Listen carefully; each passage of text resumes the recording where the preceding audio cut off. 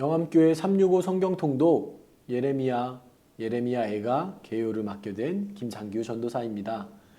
예레미야와 예레미야애가 말씀을 통하여 하나님의 뜻과 하나님의 마음을 헤아리는 시간이 되시길 간절히 소원합니다. 말씀을 살펴보겠습니다. 예레미야서의 저자는 제사장 힐기야의 아들 예레미야로 보고 있습니다. 예레미야서는 이사야서보다 장수는 적지만 글자 수로 보면 구약 성경에서 가장 긴 책입니다. 저자 예레미야는 유다가 멸망하는 혼란스러운 시대에 예루살렘 현장에서 가장 치열하게 또 현실에 참여하여 사역했던 선지자였습니다. 이러한 예레미야 선지자의 별명이 있죠. 우리 여러분들 다들 잘 알고 계시는 그 별명입니다. 바로 눈물의 선지자라는 별명입니다. 예레미야는 그림에서도 나와 있듯이 하나님의 그 선지자로서의 사역을 감당할 때 많이 탄식하며 마음을 아파하고 슬퍼하였습니다. 하나님의 그 말씀을, 그 명령을 같은 백성들에게 전해야 하는데 그 전할 말이 너무나도 무섭고 너무나도 험한 말들이어서 예레미야는 눈물을 많이 흘렸었습니다. 애통하는 마음으로 자신의 백성들에게 하나님의 심판을 대언할 수밖에 없었던 그 예레미야의 그 삶을 이 그림을 통해서 볼 수 있는데요. 이렇게 많이 고뇌하고 있고 그 제사장의 옷을 이렇게 내려놓고 선지자의 의복을 옆에 두고 이 선지자의 사역에 대해서 사명에 대해서 많이 고뇌하고 또 고민하고 있는 예레미야의 모습을 볼 수 있습니다. 예레미야서의 기록 연대는 예레미야가 소명을 받을 때인 유다 제16대 왕 요시야 13년을 시작으로 무기또 전투에서의 요시야 왕의 전사, 바벨론의 4차 침입, 예루살렘 함락을 지나 바벨론에서 여호야긴이 방면된 시기까지 언급한 것으로 보아 BC 627년에서 561년 사이로 추정하고 있습니다.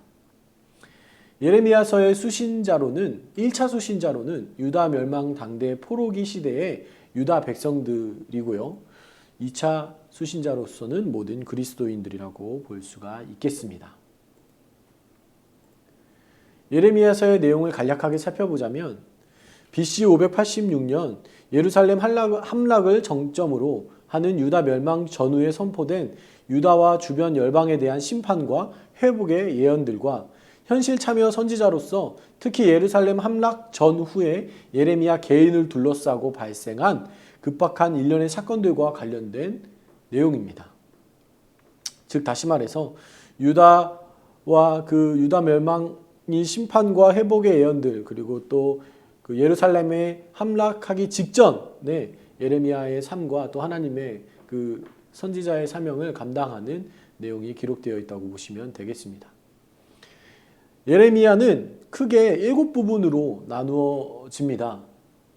제1장은 예레미야의 표제와 예레미야의 소명으로 시작되고요. 2장에서 25장은 유다에 대한 심판 예언이 모아져 있습니다. 26장에서 29장까지는 예레미야의 순환기 상으로 보고 있고요. 30장에서 35장까지의 말씀은 구원 예언의 모음입니다. 또 36장에서 45장까지의 말씀은 예레미야 순환기 하로 보고 있고 46장에서 51장까지는 이방 나라들에 대한 예언이 기록되어 있습니다. 그리고 마지막으로 52장 유다 멸망에 대한 역사 기록이 있습니다. 7구조를 조금 더 자세히 살펴보면 2장에서 25장의 유다에 대한 심판 예언을 좀 더 세밀하게 살펴보겠습니다. 1장에서 4장 4절까지는 다시 하나님의 백성의 배신과 닥칠 재난에 대한 말씀과 돌아오라는 초청의 말씀이 중심을 이루고 있습니다. 4장 5절에서 6장 30절까지는 북으로부터 올 적군에 대한 묘사가 주로 나오고 7장에서 10장까지는 성전 설교로 시작하여 공동체의 기도로 끝이 나고 있음을 볼 수 있습니다. 11장에서 13장까지는 언약 파기에 대한 말씀으로 시작하여 탄식으로 끝이 나고요. 14장에서 15장까지는 가뭄에 관련된 내용이 기록되어 있습니다. 16장에서 17장까지는 징표가 되는 예언자의 삶, 예언 전통 연구에 대한 본문으로 시작하여 안식일 관련 본문으로 끝이 납니다. 18장에서 20장까지는 토기장이 관련 본문이 중심을 이루고 있습니다.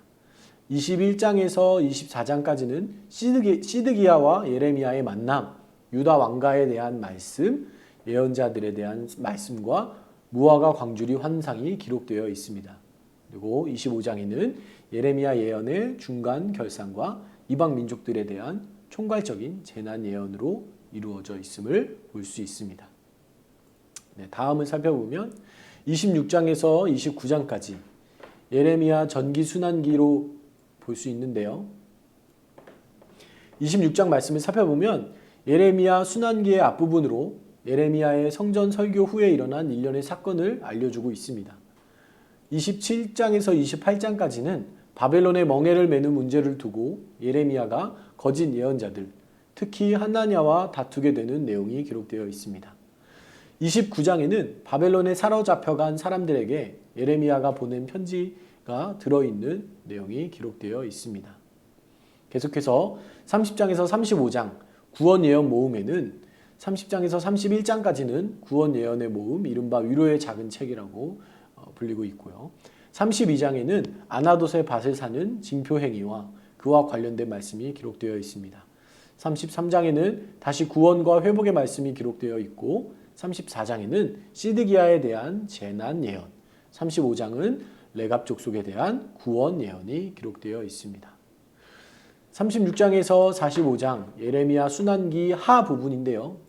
36장을 보면 여호야김 때 기록했지만 불탔다가 다시 기록된 두루마리의 이야기, 37장에서 38장은 시드기야 시대 예레미야가 겪는 어려움에 대한 이야기, 또 39장에는 유다 멸망 때의 상황, 또 40장에서 42장까지는 바벨론 왕이 세운 총독 그드랴가 암살된 뒤 유다 사람들이 이집트로 달아나기까지의 경과, 43장에서 44장까지는 이집트로 간 유다 사람들에게 예레미야가 전한 말씀이 중심을 이루고 있고 45장에는 바룩의 탄식과 이에 대한 여호와의 말씀으로 이루어져 있습니다.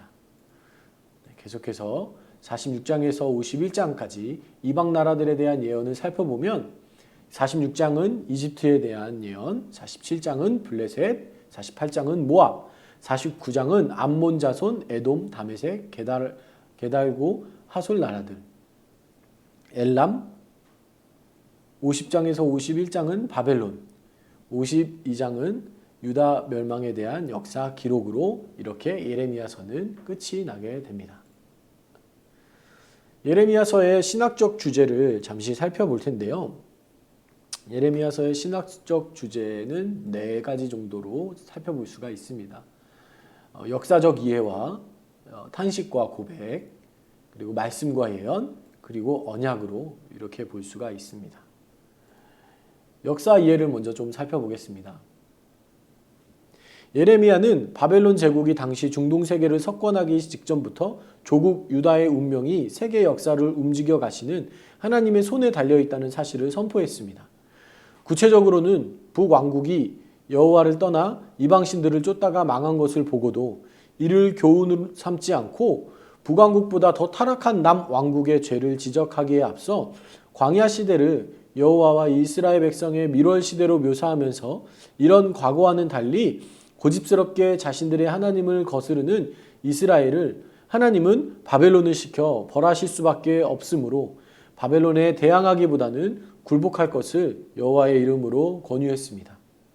하나님의 뜻을 거슬러 오만하게 하나님의 백성을 괴롭히는 바벨론은 마침내 또 다른 적에게 망하고 하나님의 백성은 고향으로 돌아오게 될 것이다. 이런 식으로 예레미야서에서는 하나님의 백성의 역사를 세계의 역사의 큰 틀 안에서 이해하고 있다는 것을 볼 수 있습니다. 예레미야서에서는 하나님의 백성의 역사를 세계 역사의 큰 틀 안에서 이해하고 있다는 점입니다. 다음으로 탄식과 고백입니다. 탄식과 고백은 하나님의 백성 유다에 이해할 수 없는 배신과 이런 상황들이 이를 벌하실 수 없는 하나님의 안타까운 상황이 그대로 묘사되어 있는데요. 재난을 당해 엄청난 괴로움을 겪고 있거나 겪게 될 백성의 상황은 한편으로는 재난 예언을 전하는 예언자가 쏟아내는 탄식이 담긴 본문, 또 다른 한편으로는 여호와 하나님 스스로 탄식하는 내용의 본문에 격정적으로 묘사되고 있는 것이 바로 예레미야서입니다. 예언자의 탄식은 결국 자기 백성을 향한 하나님의 뜨거운 사랑의 인격적인 표현인데요. 더 나아가서 탄식의 전통은 개인 탄원시 및 민족 탄원시의 요소, 감사시의 요소, 지혜 문학적 요소, 법률적인 요소까지 쓰면서 예언 직언 책 중에 박해자들에게 겪는 엄청난 어려움뿐만 아니라 악인의 번영과 의인의 고난에 직면하여 여호와 하나님에 대한 관계에서 내면적으로 겪는 심각한 갈등 가운데 하나님에 대한 굳센 믿음을 고백하는 예언자의 모습을 그리는 것이 예레미야의 고백에도 나타나고 있습니다. 즉 예레미야의 탄식과 고백, 하나님의 탄식과 고백이 그대로 기록되어지고 있는 것이 바로 예레미야서라는 것입니다. 다음으로는 말씀과 예언입니다. 멸망 직전에 유다 왕국의 종교 상황이 절박했던 것만큼 예레미야는 그 어느 예언자보다도 격렬히 또 값싼 평화와 구원을 선포하는 거짓 예언자들과 싸우게 됩니다. 이는 누가 참으로 하나님의 말씀을 전하는가에 대한 문제와 직결되어 있는데요. 하나님이 보내시는 예언자에게 중요한 것은 말을 잘하는 것이 아니라 하나님이 보내시는 대로 가서 하나님이 명령하신 대로 말하는 것입니다. 하나님이 예레미야의 입에 자신의 말을 두셨고 참된 말씀의 일꾼은 말씀이 기쁨과 즐거움이 된다고 말씀하셨는데요. 예레미야의 고백과 순환기에서는 말씀을 전하는 사람이 겪는 순환은 곧바로 말씀의 순환이고 이 말씀의 순환은 말씀을 주신 하나님의 순환이므로 말씀은 어떤 저항과 장애를 넘어서 계속 전달된다는 점이 분명하게 드러나고 있습니다. 다시 말해 말씀과 예언, 하나님의 말씀을 있는 그대로 전해야 했던 그 예레미야, 그리고 이 선지자 예레미야가 겪었던 순환과 어려움들은 결국 하나님께서 자신의 백성에게 전할 수밖에 없었던 그 말씀과 예언 속에서 전해지는 순환과 어려움으로 볼 수가 있다는 것입니다. 마지막으로 언약입니다. 하나님의 백성은 선조 때부터 예레미야 당시 사람들에 이르기까지 하나님을 떠나 다른 신들을 쫓아 섬김으로 하나님께서 이스라엘과 맺으신 언약을 깨뜨렸습니다. 지속적인 죄의 반복, 하나님을 외면했던 그 선조들부터 시작됐던 예레미야 때까지 이어졌던 그 하나님을 벗어났던 그들의 삶은 결국 하나님과 이스라엘 백성들이 맺은 언약이 깨어지게 되었는데요. 하나님을 떠나 다른 이방 신들을 섬기면서도 나는 더럽혀지지 않았다. 나는 바알의 뒤를 따르지 않았다. 나는 무죄하다라고 말하고 있는 유다 백성들의 상황은 더 이상 바른 길로 돌아올 수 없는 절망적인 상황에까지 이르게 되었습니다. 그러나 하나님께서는 새 언약을 세우시겠다고 하셨고 더 이상 하나님의 백성들에게 순종의 의무를 지우지 않고 불순종의 가능성을 일방적으로 제거하신다고 약속하신 은혜의 언약이 바로 이 새 언약의 말씀입니다. 하나님을 돌아섰던 그 선조 때부터 예레미야 때까지 계속해서 하나님 앞에 죄를 짓고 하나님께 돌아가지 않았던 이 이스라엘 백성들에게 하나님은 다시금 새로운 언약을, 은혜의 약속의 언약을 주셨다는 것을 기록하고 있는 것이 바로 이 예레미야서의 말씀입니다. 네, 다음으로는 예레미야 애가에 대한 개론을 시작하도록 하겠습니다. 예레미야 애가의 저자는 앞서 예레미야서의 저자인 예레미야입니다. 눈물의 선지자였죠. 제목은 예레미야 애가라고 지어지게 된 배경을 보면 슬프다의 그 히브리 원어인 에카라는 단어에서 시작이 되어서 또 그 일부 유대 랍비들이 이 말 대신에 애가와 조가라는 의미를 하고 있는 키노트라는 단어를 쓰자 결국 시대가 흘러 한글 성경에도 이 이름을 본다서 애가, 그래서 예레미야의 애가이다, 예레미야의 슬픈 책이다 이렇게 기록되고 있습니다. 기록 연대를 살펴보면요, 예루살렘이 패망한 BC 580년 직후, 바로 예루살렘이 패망한 이후에 예레미야가 지은 애가의 책입니다. 1차 수신자는 당연히 유다 백성들이고 2차는 모든 그리스도인들로 볼 수가 있겠습니다. 예레미야 애가 내용을 좀 살펴보겠습니다. 예레미야 애가의 내용은 대사륙과 약탈의 공포와 자녀를 먹어야 할 정도로 기근이 심했던 예루살렘의 패망 과정에서 이스라엘 백성이 겪어야 했던 고통과 굴욕에 대한 비탄과 유다의 백성의 하나님의 정당한 심판이었음을, 유다의 멸망은 하나님의 정당한 심판이었음을 시인하면서 이제는 이스라엘 백성을 용서하시고 다시 회복시켜 주시기를 간구하는 소망과 간구가 격정적으로 뒤엉켜서 표현되어져 있는 5편의 연작시로 볼 수가 있습니다. 구조를 살펴보겠습니다. 예레미야 예가는 1장에서 5장까지밖에 없는 짧은 책이지만 1장에서 4장까지는 비탄하고 있는 그 비탄시라고 보고 있고요. 5장은 기도시라고 보고 있습니다. 이 예가서의 5편의 시들은 각각 완성된 독립된 시편이면서도 함께 모여 보다 큰 그림의 그 틀을 제시하고 있는데요. 이 중에서 저희가 이제 읽으실 때 집중해서 볼 것은 이 3장을 기점으로 섬세하면서도 좀 중요한 관점의 변화가 보여지고 있습니다. 1장과 2장에서는 여호와를 향한 구원의 간구나 백성들을 향한 소망과 비전 제시가 문자 그대로 간구로 이렇게 그치고 있지만 여호와 하나님께 대한 절대 신앙에 근거한 선민, 하나님 백성들의 소망 회복이, 그러니까 다시금 하나님께서 회복시켜 주신다는 그 소망이 직설적으로 이제 선언되는 부분이 바로 3장입니다. 그래서 이 3장을 기점으로 4장, 5장에서는 여호와께 사죄와 하나님의 백성들에게 회복과 은혜가 반드시 이루어지고 말 것이라는 보다 명확한 그 제시가 되고 있다는 것입니다.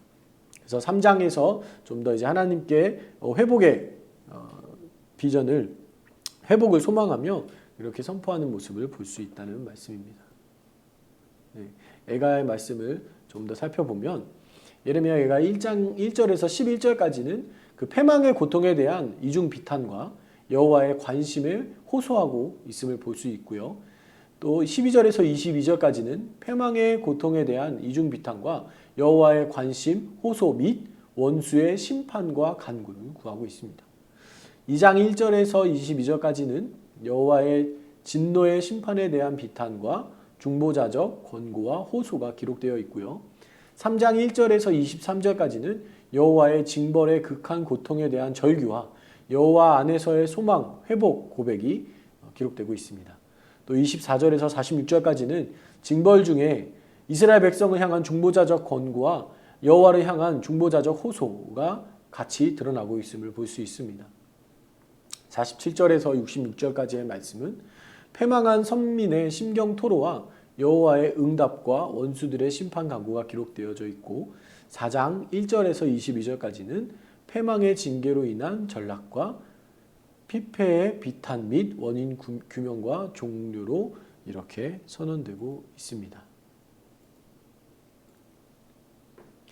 네, 끝으로 예레미야 말씀을 읽고 예레미야서와 예레미야 애가서 개론을 정리해 보고자 합니다. 앞에서 말씀드렸듯이 예레미야는 눈물의 선지자였습니다. 눈물을 흘릴 수밖에 없었던 것은 하나님의 말씀을 자신의 백성들에게 전해야 하는데 그 말씀이 축복과 은혜의 말씀이 아닌 심판과 저주의 말씀이었기 때문입니다.